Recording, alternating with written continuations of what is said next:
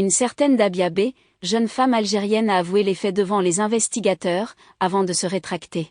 Présumée innocente jusqu'à preuve de sa culpabilité, celle-ci reste la première suspecte du meurtre de la petite Ange Lola, 12 ans, dont le corps a été retrouvé dans une malle en plastique à Paris le 14 octobre 2022.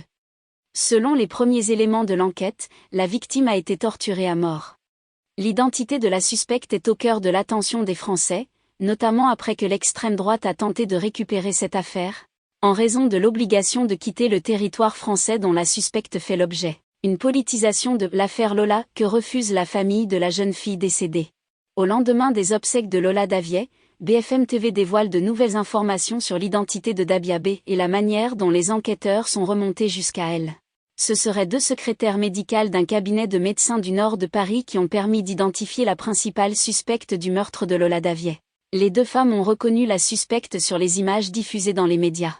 Elles avaient eu avec Dabia B une altercation en 2019. Suite à un incident, une main courante avait été déposée par les 2 femmes en juillet 2019, selon les révélations de BFM TV.